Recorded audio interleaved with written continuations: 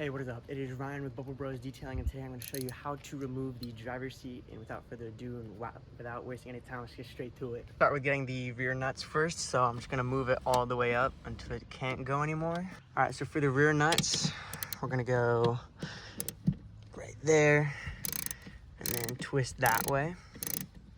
And then should be same for this one as well. Let's see if we can get on. Come on, yep, there we go.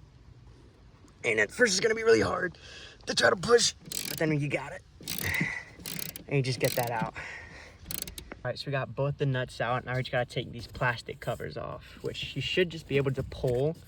I definitely won't be able to do it with one hand, but I'm pretty sure you can see there's a connector right there, which is the only thing you need to really get out. Hold up. There we go.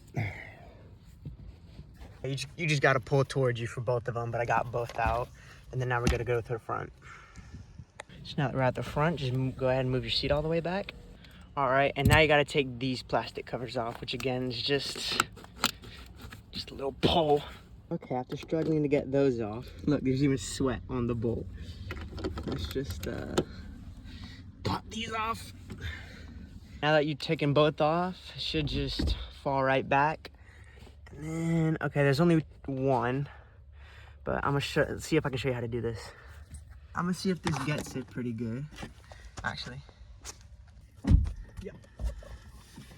So you have to push up in this middle part right here. See where my thumb is?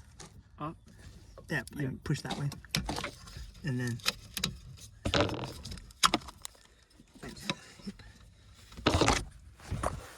Dad knowledge. It's also the same exact process on that side. So with that, both of them out, you can vacuum them easier, extract them, you know, whatever you need to get. Yeah, that's how you do it. And then I'm gonna show you something else.